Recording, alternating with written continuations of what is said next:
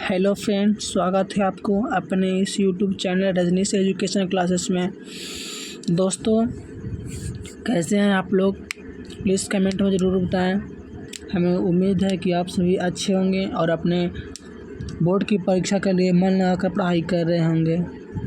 तो दोस्तों, मैं आज आपके लिए बहुत ही शानदार प्रश्न लेकर आया हूं, जो बोर्ड परीक्षा के लिए काफ़ी महत्वपूर्ण प्रश्न है।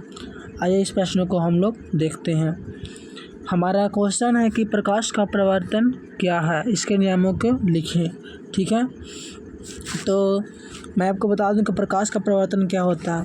तो जब प्रकाश किसी वस्तु से आकर टकराती है, ठीक, जैसे मान लीजिए प्रकाश है और ये आकर वस्तु से टकराया और वस्तु से टकराने के बाद पुनः इसी दिशा में लौट जाए, इसे कहते हैं क्या चीज़ कहते हैं?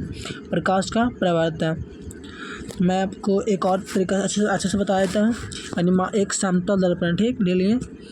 उसके बाद एक इधर से प्रकाश आ रही है, यह हो गया आपतित किरण, और ये प्रकाश इधर से निकली, यह है परावर्तित किरण, और ऊपर से एक ये हो गया हमारा अभिलंब। ठीक है, तो कहते हैं कि सूर्य से आने वाली प्रकाश की किरण क्या कहेंगे? आपतित किरण, और टकराने के बाद जो किरण वापस गई इसे कहेंगे परावर्तित किरण। और ये हमारा बीच में क्या हो गया? अभिलंब। ठीक है, और ये हमारा है समतल दर्पण। ठीक है, तो प्रकाश का परावर्तन क्या, इससे भी समझ सकते हैं कि आप जब प्रकाश की किरण आकर किसी वस्तु से टकराती है और उसी माध्यम में लौट जाती है, तो इस घटना को प्रकाश का परावर्तन कहते हैं। ठीक है, तो देखो यहाँ पे लिखा हुआ है कि जब प्रकाश वस्तु से टकराती है और उसी माध्यम में लौट जाती है, तो उसे प्रकाश का परावर्तन कहते हैं।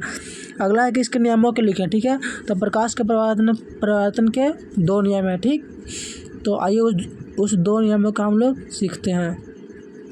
हमारा जो पहला है कि आपतित किरण, परावर्तित किरण तथा आपतन बिंदु पर डाले गए अभिलंब तीनों एक ही समतल में होते हैं। ठीक, तो इसको कहने का मतलब है कि हमारा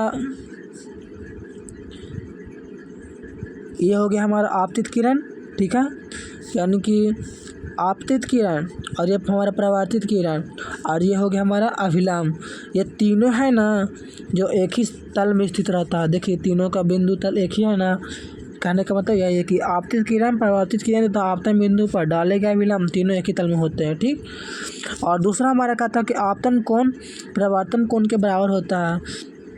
तो देखिए यहाँ पे सबसे पहले समझना होगा कि हमको आपतन कोण किसे कहते हैं और परावर्तन कोण किसे कहते हैं। ठीक है, तो आपतित किरण, ये हो गया हमारा आपतित किरण, और अभिलंब के जो बीच के जो ये कोण बनता है इसी को कहेंगे आपतन कोण, और ये हो गया हमारा क्या? परावर्तित किरण।